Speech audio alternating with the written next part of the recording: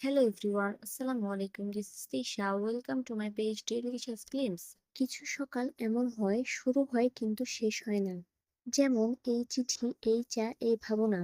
হয়তো সময় থেমে গেছে মাঝপথে, কিংবা আমরা এগোতে ভয় পাই। আমরা কত কাজ শুরু করি কিন্তু শেষ করি না।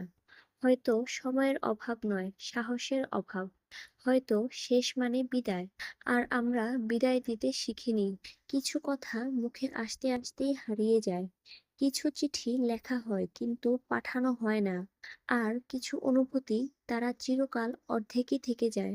অসম্পূর্ণতা মানেই থেমে যাওয়া নয়, এটা এক ধরনের বিরতি, নিঃশব্দ শ্বাসের মতো, যেখানে আমরা নিজেদের খুঁজে পাই সম্পূর্ণ হওয়ার আগে। সব সম্পর্কেরও থাকে অসম্পূর্ণ দিক। কেউ কথা বলে না, কেউ শোনে না, তবু কথাও একটুখানি না বলা থেকেই তৈরি হয় গল্প। কিছু স্বপ্ন অসম্পূর্ণ থাকে, ঠিক যেমন এই রাত। হয়তো কাল সকালে আবারও শুরু হবে, কিংবা থেমে যাবে এমনই আধো আলোর মতো। অসম্পূর্ণ মানে শেষ নয়, হয়তো সেটাই জীবনের আসল রূপ। কিছু বলা বাকি, কিছু দেখা বাকি, কিছু অনুভব চিরকাল অসম্পূর্ণ। কখনো ভেবে দেখেছো, আমাদের জীবনের বেশিরভাগ জিনিসই আসলে অসম্পূর্ণ?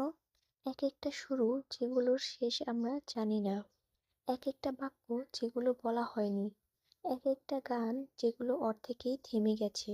এখানে সবকিছুই থেমে আছে মাঝপথে, তবু তারা সম্পূর্ণ তাদের নীরবতায়। সকাল শুরু হয়েছিল এক কাপ চা দিয়ে। আধা কাপ চা, আধা ধোঁয়া, আধা আলো। আমি ভেবেছিলাম লিখবো কিছু, কিন্তু খাতার পৃষ্ঠায় লেখা রয়ে গেল তিনটি শব্দ: আজকের দিনটা। তারপর আর কিছু নয়।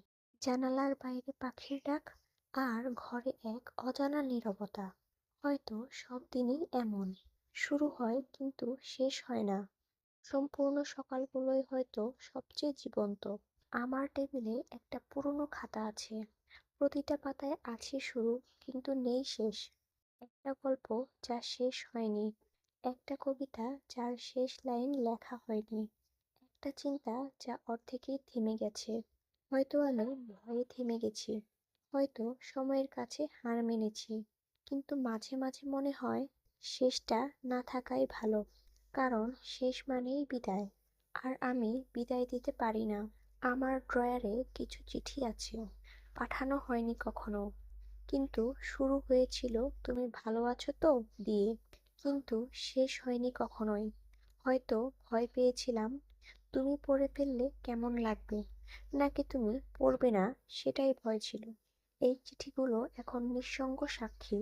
তারা জানে আমি কত কথা বলতে চেয়েও থেমে গেছি।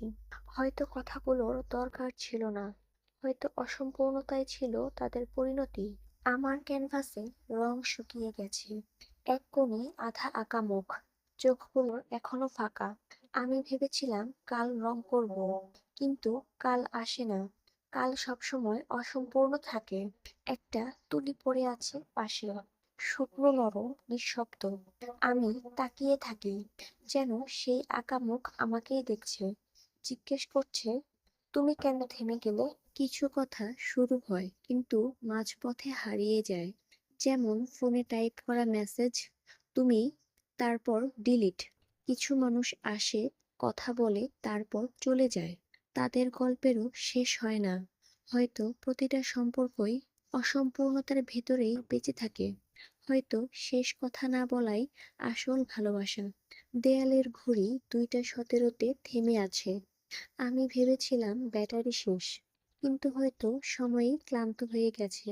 আমি থেমে যাওয়া সময়ের দিকে তাকিয়ে থাকি, ভাবি, যদি জীবনও এমনভাবে থেমে যেত, মাঝপথে সবচেয়ে সুন্দর জায়গায়, হয়তো তখন অসম্পূর্ণই হয়ে উঠত জীবনের সবচেয়ে পূর্ণ মুহূর্ত।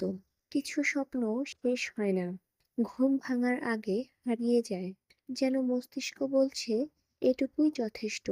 হয়তো অসম্পূর্ণ স্বপ্নগুলোই আমাদের চালিয়ে রাখে, কারণ তারা কখনো পূর্ণ হয়ে হারিয়ে যায় না।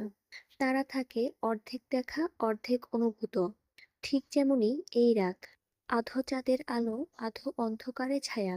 আমি একদিন বুঝলাম অসম্পূর্ণ মানে ব্যর্থ নয়, অসম্পূর্ণ মানেই জীবিত। একটা গল্প যদি শেষ হয়ে যায় তাহলে তা পড়ে থাকে শুধু স্মৃতি হয়ে, কিন্তু যদি শেষ না হয় তাহলে তা বেঁচে থাকে প্রতিটি অপেক্ষায়, প্রতিটি প্রশ্নে। আমার টেবিলে আধা লেখা খাতা, আধা খাওয়া চা, আধা বলা কথা, এইসবই আমার জীবনের প্রতিচ্ছবি। অসম্পূর্ণ হয়েও তারা সম্পূর্ণ। হয়তো এটাই জীবনের সবচেয়ে সুন্দর সত্য, যা শেষ হয়নি তাই এখনো বেঁচে আছে। Everything incomplete has its own ending, and sometimes the most beautiful endings are the ones that never and.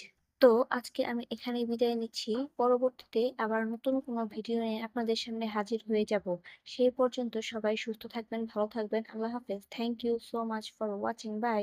সবাই লাইক, কমেন্ট অ্যান্ড শেয়ার করতে কিন্তু ভুলবেন না একেবারেই।